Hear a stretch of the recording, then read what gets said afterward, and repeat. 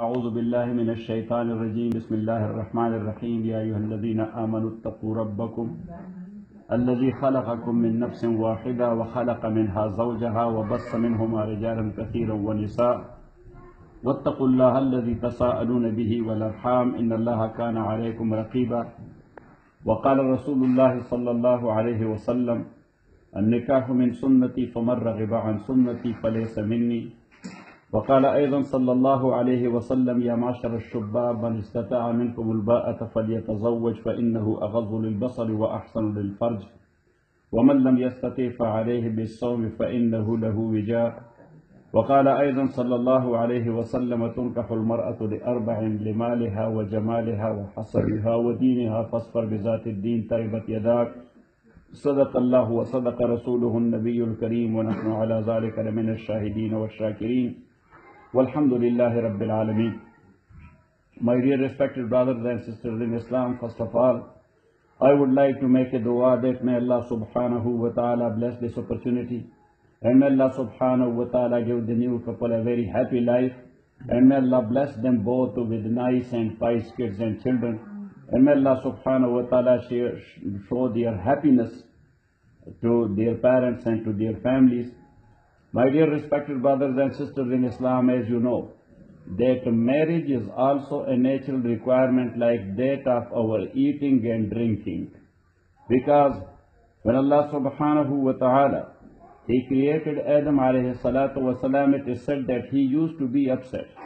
So Allah subhanahu wa ta'ala created Eve as a couple for Adam alayhi salatu wa salam. That was the first ever marriage which took place in human history. And later on, in humans, the same procedure is taking place. Doesn't matter. Some people, they are Muslims or non-Muslim, Christian, Jews, Sikh, Hindus, or whatever they are, they used to do their marriages according to their culture or according to their own religion. They have their own principles and their own rules and culture. Islamically, when Prophet Muhammad sallallahu alayhi wa sallam, he was sent as last and final Prophet of Allah subhanahu wa ta'ala. He came there in Arabia, so he saw the people in Arabia that they are marrying but with lot of atrocities against women, because they were not giving any due right to women or any due status to women. They are using them just like a tissue paper and throwing them away. A powerful man or a wealthy man, he had all the right to claim any girl without the consent of the girl or even her family and parents. And a powerful man, he was doing the same thing. Prophet Muhammad, peace be upon him, he told them this is wrong. Because if you, the men, you are human, so the women, they are human as well. If you are wealthy and you are powerful, you are human, and she or he is as human as you are. So now this is equality in the eyes of Allah subhanahu wa ta'ala as far as the humans in general is concerned. In Holy Quran, Allah subhanahu wa ta'ala is mentioning that equality in a specific word, ba'zukum min ba'din, mutasawina fima bainakum, that you are equal to each other. And Prophet Muhammad, peace be upon him, in his address, which was his last sermon in Hajjatul Wada when he was there in Mecca, and he was addressing more than 100 Hajis and Hujjaj Kiram who were visiting the house of Allah subhanahu wa ta'ala. He addressed them, Kullukum abna'u Adam, all of you are the children and offspring and progeny of Adam. Wa Adamu min turab, and Adam was created from clay and dust. Also the Prophet sallallahu alayhi wasallam said, An-nasu sawasiyatun ka asnan al-musht, that humans are equal to each other like the teeth of a comb. If you know that if the teeth of comb is not leveled, so you will cause scratches to your head and to your skull. And later on, if it will get septic, so you will be in trouble. It means that in human society, if non-equality is to such an uneven level, so that will be causing scratches to the society, and with the time it will become septic. So Prophet Muhammad, peace be upon him, he said, An-nasu sawasiyatun ka asnan al-musht. And as I did mention that at that time they were not giving any due right or due status to women. So now when they were marrying, so number one, Prophet sallallahu alaihi wasallam, he kept the number. Because a rich and powerful man, he used to have as many women as he wanted or as he wished. So Prophet ﷺ says the level and the capping is only up to poor. But that is also وَإِنْ خِفْتُمْ أَلَّا تَعْدِلُوا فَوَاحِدًا.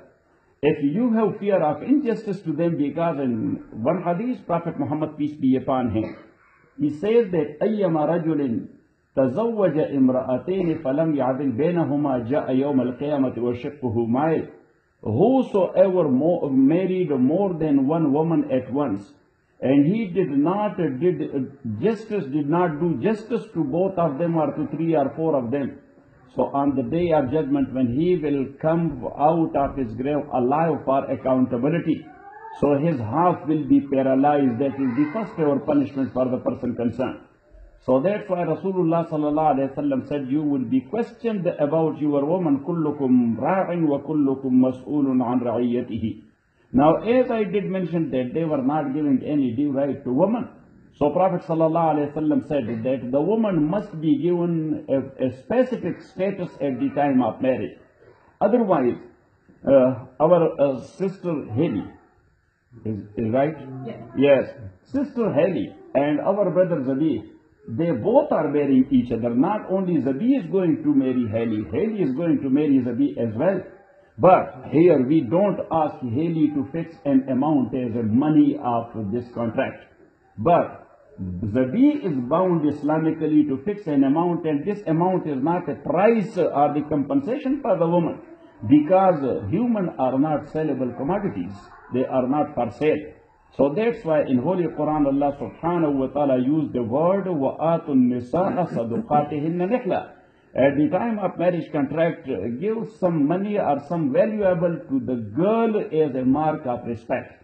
Because at that time, as I did mention, and I do mention it time and again, that they were not giving any status to the woman. So that's why at the time of marriage contract, Allah subhanahu wa ta'ala in Holy Quran and Prophet Muhammad, peace be upon him, in his own saying, they mention that you must fix an amount, and that amount is actually symbolic. Sometimes I do give example that our kids, they are getting awards at school. So they award a single paper like this. So now how much will be the price of this paper? Not even one single penny. But when our kid gets it, how much happy he is, and how happy his parents and the whole family is. Sometimes we do arrange for that piece of paper a dinner or a lunch, and we invite our own family that, come on, my son or daughter got the paper. Now if they will ask us that, how much is the value of that paper, we say 1 penny. But how much you spent on dinner? So that is almost $400. So why you spent? Oh brother, this is not the case of the value and the price of this paper. This is a mark of respect. So this bridal money, that is actually a mark of respect to be given to the girl and to the lady. وَآتُ النِّسَاءَ صَدُقَاتِهِنَّ نِحْلًا. Then, as you know that we are going to stores and we are buying and selling things, so we are in no need of writing any paper here. We are going to Costco, we are not writing any paper or asking for witnesses that, come on, we are buying milk or we are buying sugar or we are buying this and that. So this is also a contract between these two people or two couples. But this is not a contract like that of our selling and purchasing. This is a lifetime contract, because Prophet Muhammad, peace be upon him, that تزوجوا ولا تطلقوا فإن الله لا يحب الذواقين والذواقات. That marriage is not for enjoyment and entertainment. That's a lifetime contract. You are going to make your life. You will be having the kids and you will be having the family. So this is a lifetime contract when you are doing that. So keep in view that our contract with each other is until our last moment. That's what Islam says, that's what Quran says, that's what Prophet Muhammad, peace be upon him. And that's why he said, Tazawwaju, do marriages. Wala tutalliqu, never think of divorce. But I am sorry to say, we are here even though our Pashtun culture does not allow that. Does it allow? In Pashtun culture, divorce is such a sin that I know that in our area, if somebody has ever divorced his woman, so people were not letting him to come to the masjid and to stand in the same saf where other people are, that you don't have any hera, you don't have any decency because you have divorced your wife. That is not good. Prophet ﷺ says, divorcing wife, that's actually an insult to that girl or to that lady. So Rasul and Holy Quran, Allah subhanahu wa ta'ala says, وَإِنْ خِفْتُمْ شِقَاقَ بَيْنِهِمَا فَابْعَثُوا حَكَمًا مِنْ أَهْلِهِ وَحَكَمًا مِنْ أَهْلِهَا إِنْ يُرِيدَا إِصْلَاحًا يُوَفِّقِ اللَّهُ بَيْنَهُمَا. We are human. Approaches are different. Means the differences are happening. But Allah subhanahu wa ta'ala says, don't take the differences toward divorce. Yes, make a patch-up and a reconciliation, a peace treaty, give and take. Yes, so, but don't go for divorce and never think of that. And Allah subhanahu wa ta'ala says, if the situation is critical, so there must be one representative from the woman's side, another one from the man's side. They should sit together, but the agenda should be, يُوَفِّقِ اللَّهُ بَيْنَهُمَا, that we are sitting here how to reconcile the situation, not how to break. Because this breakage is not like neither to Allah, nor to Rasulullah sallallahu alayhi wa sallam. And that's why Fahim Jan knows, sometimes somebody called me and he said that, Qazi said, I want to come to the masjid. I say, most and most welcome. But we have a problem at our house, me and my wife, and we are going to divorce. So what will be the proper way to divorce? So I said that, brother, you called the wrong number. Who told me that I am here for separation? I say that I don't agree to separate from each other. If you want me to talk to you both how to reconcile and to make a peace treaty, then you should come most and most welcome. Otherwise, don't get me involved in separation. That is not like to Allah, not to Rasulullah sallallahu alayhi wa sallam. So anyhow, but unfortunately, we are living here in America. Now the whole world has become one single global village. So even though people are not living here, the same procedure is taking place in Pakistan and Afghanistan and Afghanistan as well. Divorce is taking place. And that is very bad. Because Rasulullah sallallahu alayhi wa sallam says, تَزَوَّجُوا وَلَا تُطَلِّقُوا فَإِنَّ اللَّهَ لَا يُحِبُّ الزَّوَّاقِينَ وَالزَّوَّاقَاتِ. So Allah subhanahu wa ta'ala says that both the representatives should sit together for a reconcile and for a peace treaty. How to make a patch-up? Allah subhanahu wa ta'ala will bring a patch-up anyhow.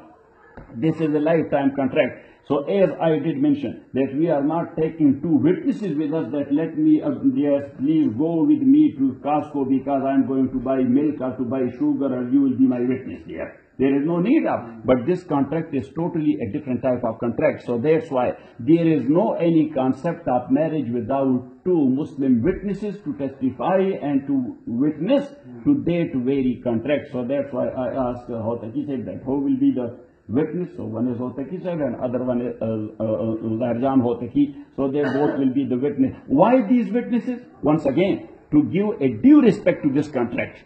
Yes, they don't take it normal. This is not just like buying and selling cars or something like that. This is a lifetime contract. Yes, you are going to start a new family. Now, the next thing is that how a family is getting established. So in this regard, keeping in view the ayat of Holy Quran and the teaching of Prophet Muhammad sallallahu alayhi wa sallam, there are four things or four pillars of a family. Number one, the marriage, of course, because that is the first foundation. Then, next, after that will be their company.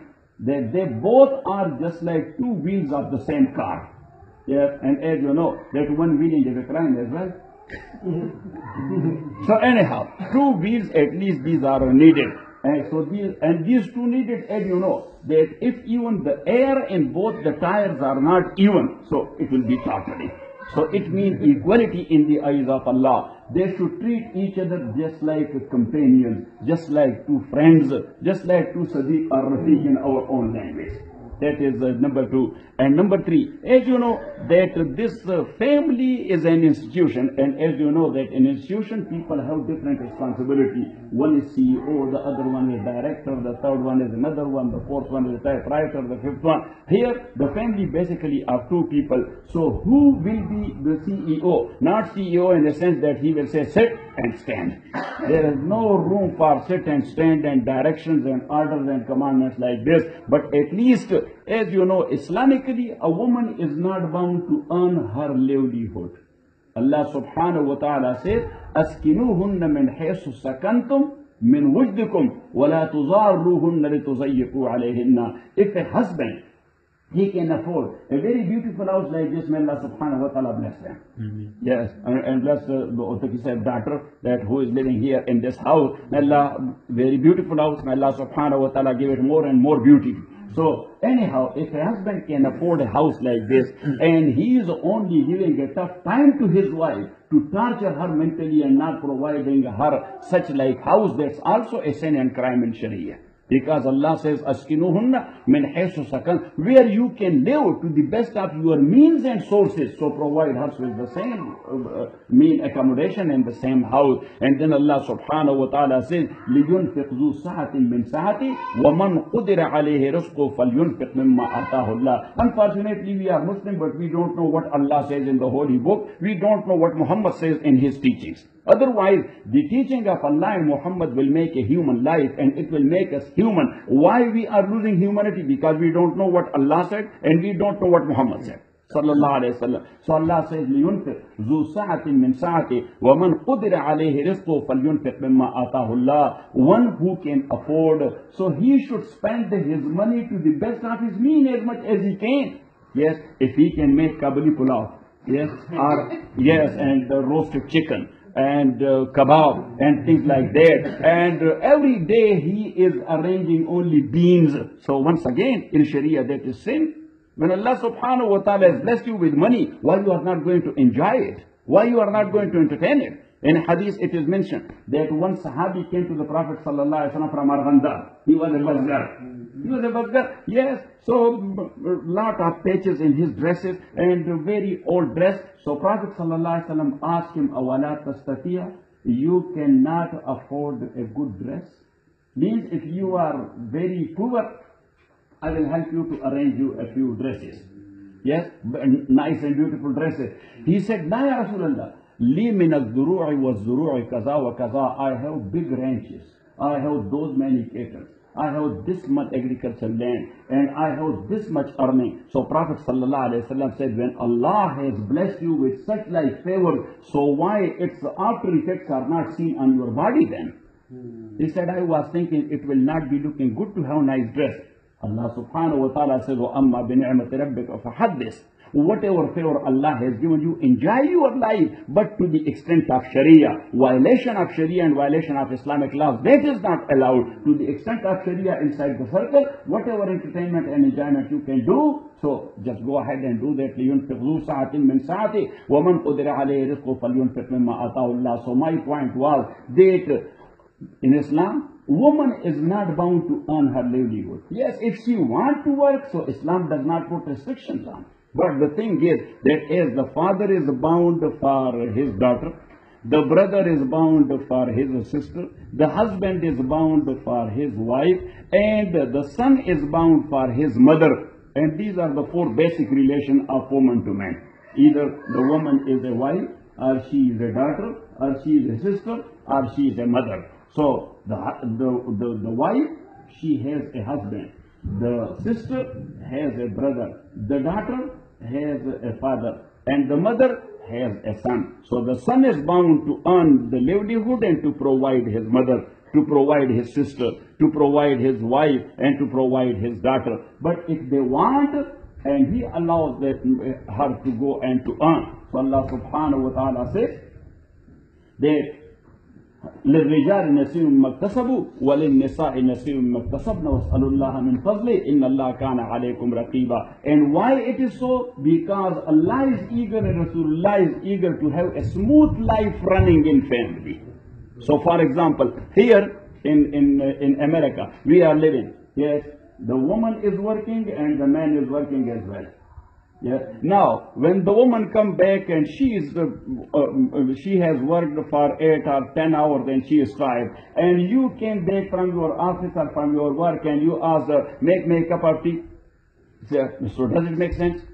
If you are tired because you worked 8 hours, so she worked 8 hours as well, so you should make a tea and give her and drink on your own. Yes, if she is staying at home, then you have all the right to ask her that make me tea and make me kebab and make me kabli pulao and make me this and that, and because she is at home. But if they both are working, so then you should share the work with each other as well. That okay, you will make the bread and I will make the shorba. Yes. Yes. So that is the case. So anyhow, livelihood, that is the responsibility of man. Now when he is responsible to earn, so he will be having, if he is responsible for her, so he will be having the upper hand in a sense. He will be responsible for two things. Number one, for maintenance, and number two, for protection. Back home in our culture, we will ever ask our mother or daughter or sister or whatever situation is very bad, yeah, go with me to fight. Yes, so such like guy would be called Begharat, that this is Pashtuna, this is Begharat. He is asking a woman, let's go to fight. No, maintenance and defense, that is the duty of man.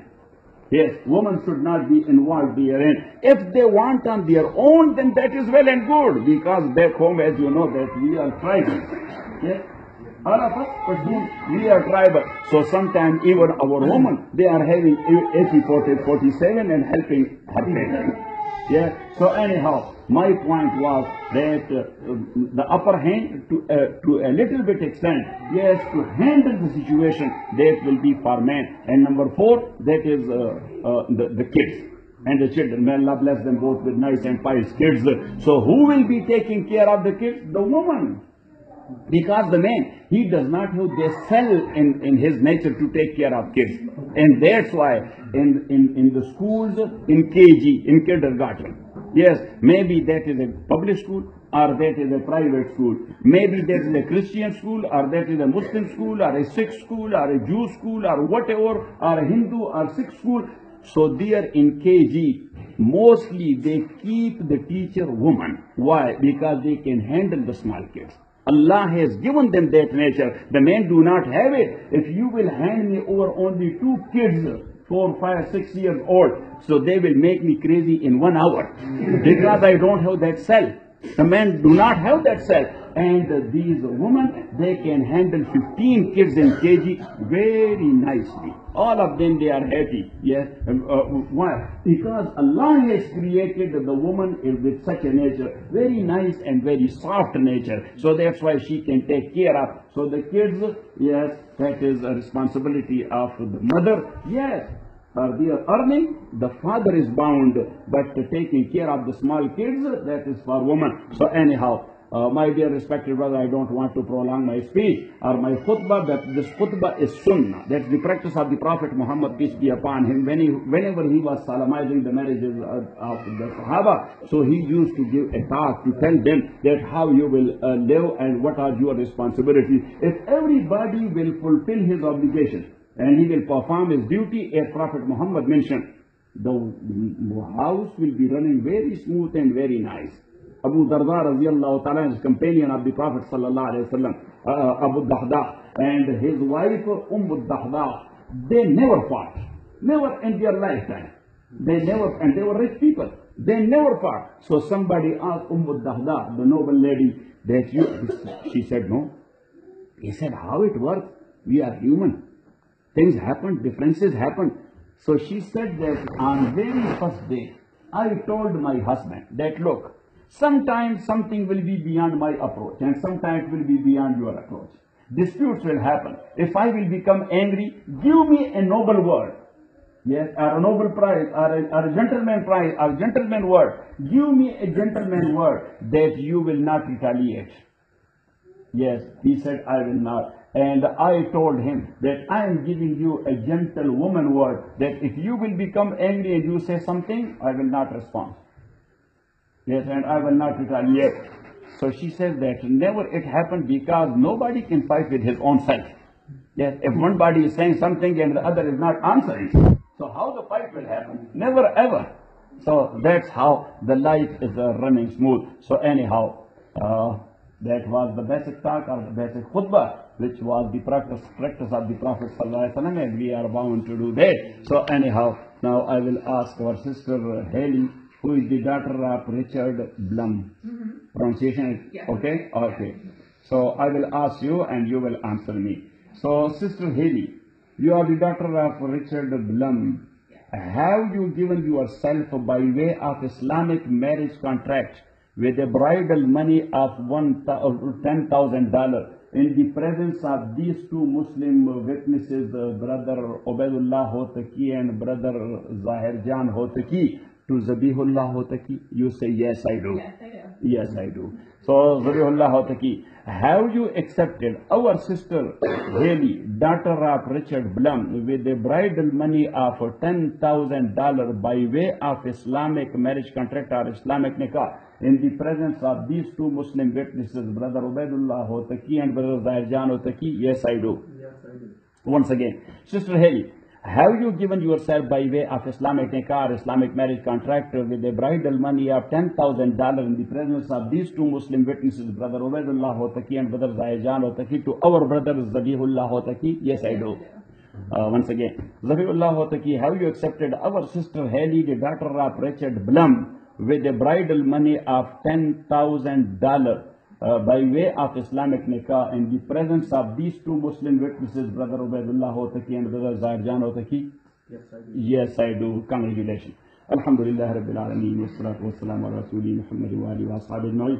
اللهم ربنا احسن عاقبتنا في الامور كلها واجرنا من خزي الدنيا وعذاب الاخره. اللهم بالرفاع والبنين، اللهم بالرفاع والبنين، اللهم ربنا بارك لهما في زواجهما، ربنا بارك لهما في زواجهما، ربنا بارك لهما في زواجهما. والله subhanahu wa ta'ala bless their marriage. Allah subhanahu wa ta'ala bless their contract. Allah subhanahu wa ta'ala give them a happy life. Allah bless them with nice and pious kids. Allah subhanahu wa ta'ala bless their families as well, and all those brothers and sisters who are sitting here. Wa sallallahu ta'ala ala khayri khalqi Muhammad.